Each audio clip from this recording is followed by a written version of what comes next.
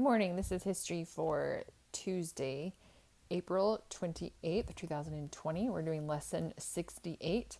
The dates are April 15, 1961 and October 14, 1962. The two events we'll be talking about today are events of the Cold War, the Bay of Pigs invasion, and the Cuban Missile Crisis. The Bay of Pigs invasion and the Cuban Missile Crisis are two prime examples of the Cold War between the United States of America and the Soviet Union. Both events revolve around the tropical island of Cuba and the communist dictator Fidel Castro. Cuba is the largest island of the Greater Antilles, a chain of the West Indies in the Caribbean Sea. It lies just 90 miles from the state of Florida in the United States. With lush mountains, wide grasslands, sandy beaches, and coral reefs, Cuba is a beautiful tropical island and is home to some rare creatures, including the world's smallest bird, the bee hummingbird. Cuba is rich in natural resources and abundant in sugarcane, citrus fruits, and tobacco. Cuban cigars are world-renowned. This exotic island came to the attention of Europe when Christopher Columbus landed there in 1492.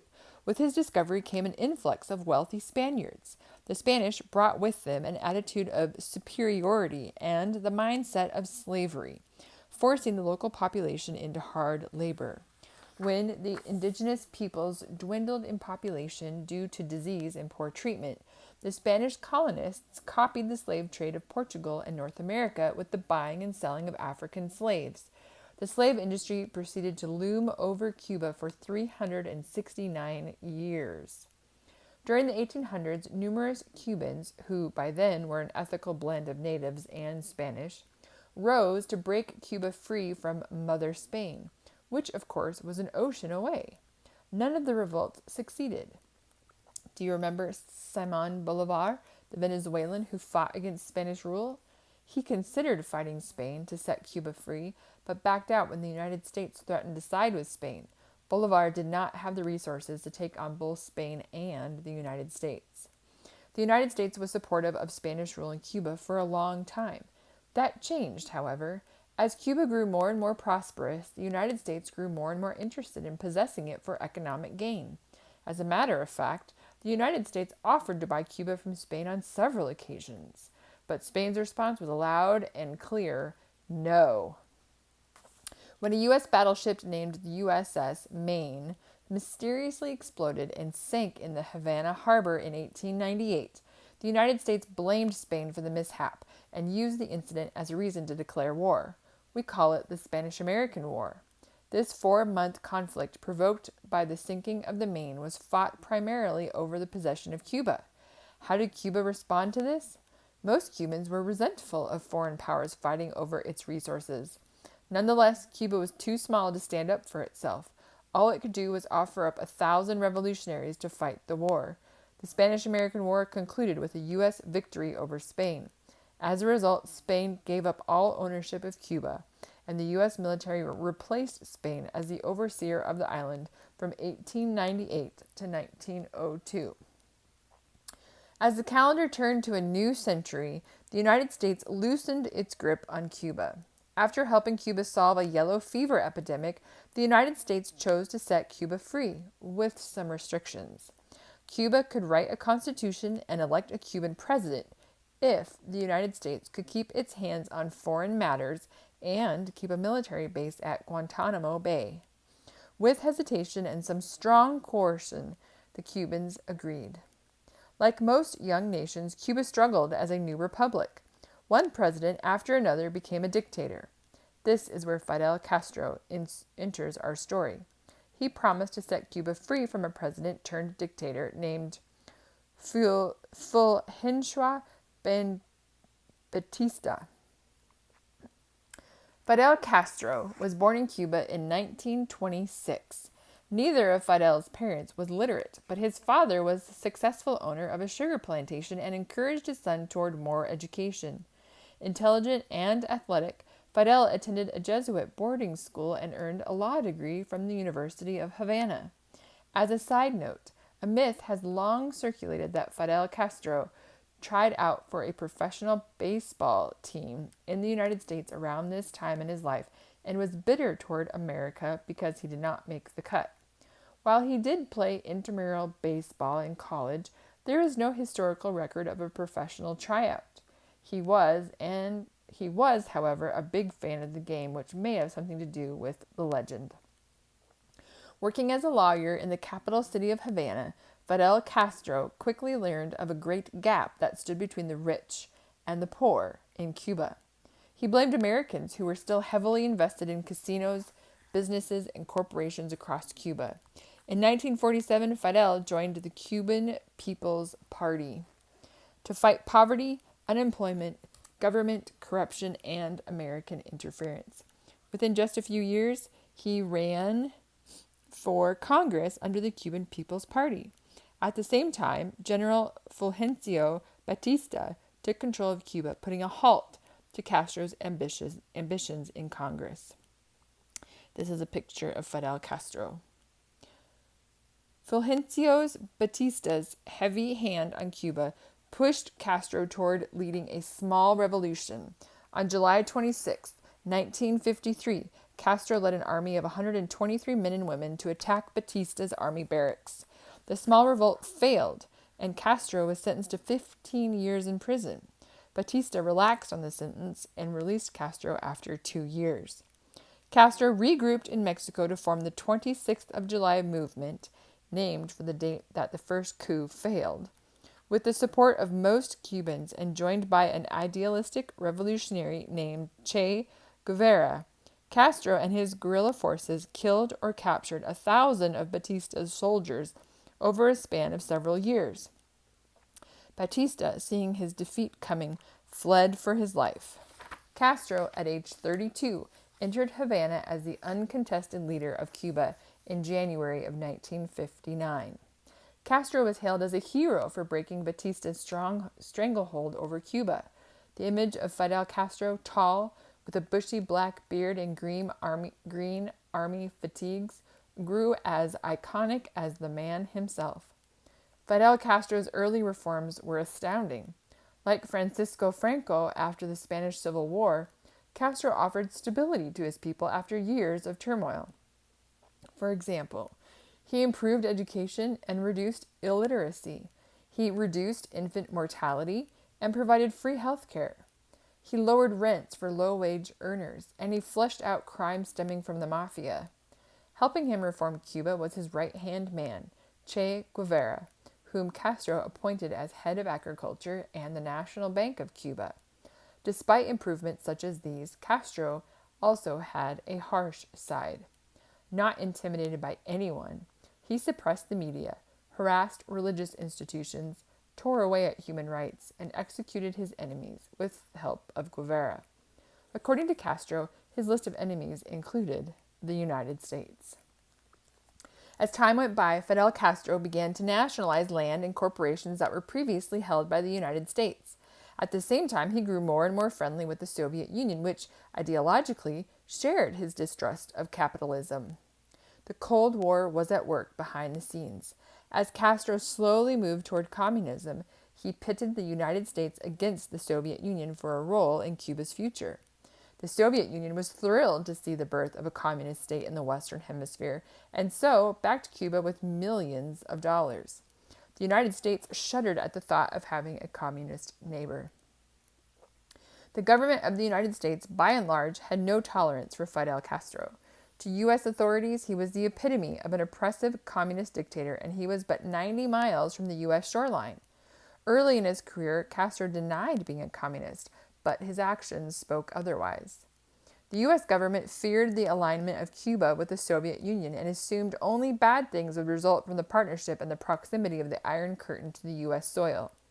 To punish Cuba, the United States reduced trade between the nations in 1960. In response, Cuba sold its excess sugar to the Soviet Union and went about its business all the wealthier. In other words, the United States' sanctions against Cuba failed and provided a win-win situation for the communists of Cuba and the Soviet Union. The United States didn't take well to losing business to the Soviets. President Eisenhower feared that the situation with Cuba was serious enough to ignite a war with Russia. Not wanting war, he opted to secretly do away with Fidel Castro. The operation didn't take place under Eisenhower, however, but was passed on to the next president of the United States, John F. Kennedy. John F. Kennedy went to great lengths to disguise the U.S. military action, code-named Operation Zapata, to overthrow Fidel Castro. Kennedy hoped to cover up U.S. involvement by training Cuban exiles to do the dirty work of the assault. Kennedy authorized the American Central Intelligence Agency, the CIA, to train Cuban exiles as frogmen and soldiers. These Cuban exiles, who had willingly defected from Cuba, formed a special group titled Brigade 2506.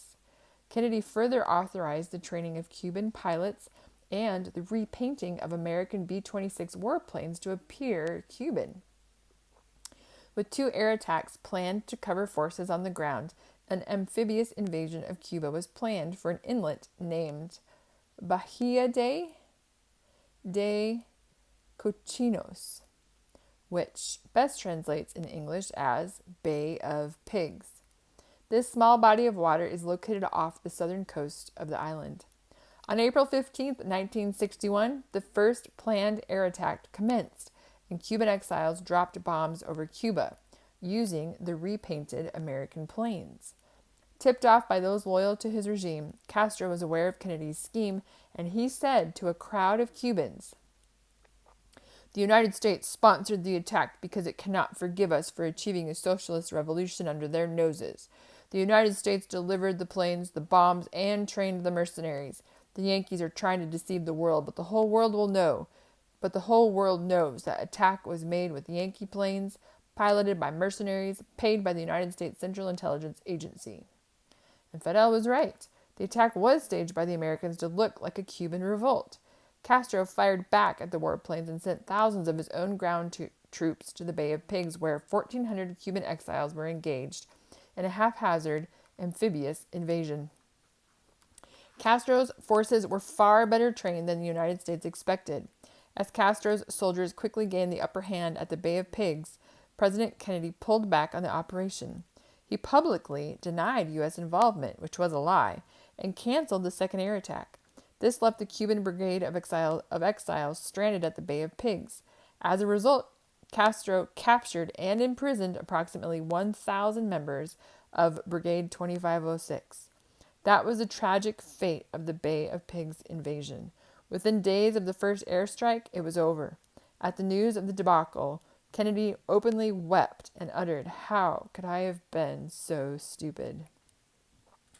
The fiasco was extremely humiliating to the United States, which was caught red-handed in the bold-faced sham. When crews repainted U.S. warplanes to look Cuban, they repainted them, but they didn't hide the features of the planes, which is what gave them away as U.S. war machines.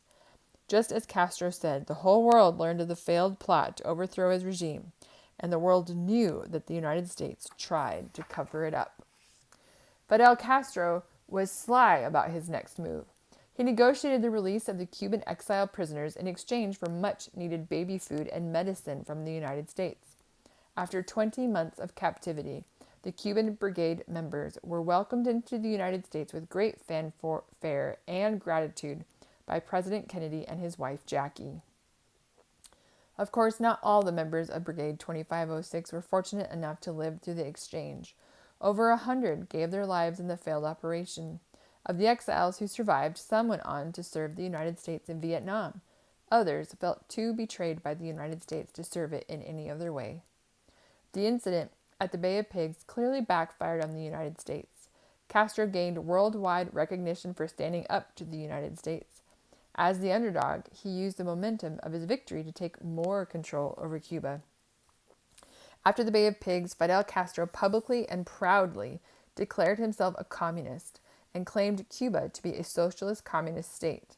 Many Cubans supported Castro and his regime, assuming good would come from the bold step of independence. But several thousand Cubans fled to the United States before the door of Cuba was slammed shut. After the Bay of Pigs invasion, Cuba had no reason to trust the United States. Fidel Castro feared there would be more invasions and appealed to the Soviet Union for help. The Soviets obliged under their short, balding leader, Nikita Khrushchev. The Soviets helped by shipping nuclear missiles to Cuba in secret to be pointed directly at the United States. Let's see if I can show you this picture of the missiles coming from the Soviet Union.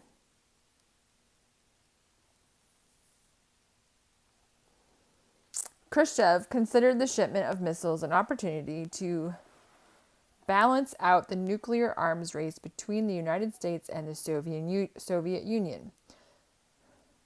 The United States has had missiles of its own in the United Kingdom, Italy, and Turkey, aimed to hit Moscow at any given moment. The Cold War was alive and well. It is unclear if Cuba specifically asked the Soviets for missiles, but Khrushchev offered them and Castro agreed to accept them. Che Guevara, who despised capitalism as much as Castro did, helped with the delicate details. When American intelligence sighted the Soviet missiles on October 14, 1962, the Cuban Missile Crisis erupted. When word got out that nuclear missiles were 90 miles from the United States, panic swept over America. Every fear of the Cold War seemed to be coming true. A nuclear showdown between the United States and the Soviet Union seemed unavoidable, and the future of the world seemed suddenly to be in jeopardy. President Kennedy was faced with an unprecedented crisis. To ignore the missiles was impossible. To start a war over the missiles was unthinkable. Images from Hiroshima and Nagasaki were on everyone's mind, and the what-if scenario of nuclear fallout grew more and more frightening. After frantic deliberations, Kennedy finally decided that all he could do without provoking war was to set up a naval quarantine to stop any more Soviet ships from delivering missiles. He further demanded that Soviet missiles already in place be promptly removed. It was a gamble, but it gave Khrushchev the opportunity to reconsider the presence of Soviet missiles, save face, and avoid war. In exchange, it gave the United States an opportunity behind closed doors to reconsider its missiles abroad. The world held its breath for several days while Khrushchev pondered his options. The Chinese announced that they were ready and willing to support Cuba if need be. Germany offered support to the United States. All waited. According to Jackie Kennedy, the men behind the scenes, including her husband, were working to the peak of human endurance to save the world. Khrushchev first agreed to stop the shipment of missiles to Cuba and ordered 14 ships to turn around and head home to the Soviet Union. Though through more precarious negotiations, he agreed to dismantle the 42 missiles that were already in place on Cuban soil. The United States agreed in secret to reduce its arsenal of nuclear warheads and promised never to invade Cuba. By November of 1962, the Cold War was put back on ice after 13 days of inconceivable tension. As for Fidel Castro, he resented Kennedy and Khrushchev for negotiating a truce behind his back. Without Soviet missiles in Cuba, Castro felt vulnerable to the United States for years to come. Castro was keenly aware of the fact that Kennedy schemed hundreds of CIA-controlled assassination plots against him. The failed plots were wild and varied, involving everything from exploding seashells and poisonous cigars to booby-trapped scuba suits that would explode and kill. For these attempts against Castro and much more, the government of Cuba remains at odds to this day with the United States of America. As for Che Guevara, Castro's most famous sidekick, he moved away from Cuba in hopes of spreading communism to Africa and other parts of Latin America. He was assassinated, however, by Bolivian authorities when he was 39. His young and sudden death made him a worldwide symbol, loved by some for his idealism and hated by others for his faith in communism. A single picture of Che Guevara with long, bushy hair, a beard, and a beret has for years adorned t-shirts, flags, and posters, sought by those who admire his revolutionary spirit. The people of Cuba have their own story to tell. As oppression and poverty grew in Cuba because Cuba lost the financial support of the Soviet Union, thousands of Cubans sought relief in the United States. In 1980, Fidel Castro and U.S. President Jimmy Carter agreed to sponsor the Mariel boat lift to open immigration from Cuba to the United States. The catch was that the Cubans who wanted to leave their island home had to provide their own transportation. As a result, approximately 125,000 Cubans risked their lives on homemade rafts of all shapes and sizes to cross the shark-infested waters from Cuba to Florida. For social, economic, and political reasons, the Mariel boat lift was ended after 6 months, with the result that generations of families still remained separated. Fidel Castro died in 2016. But in 2008, for health reasons, he stepped down from leadership and extended the presidency to his brother, Raul Castro. The future of Cuba is unclear under Raul Castro. He has big shoes to fill in the way of power and influence. Fidel Castro not only stood tough against the United States, but he led Angola, Ethiopia, and Nicaragua to follow in his footsteps and set up communist regimes in their nations. The United States maintains strict trade sanctions against the island and still holds possession of the military base at Guantanamo Bay.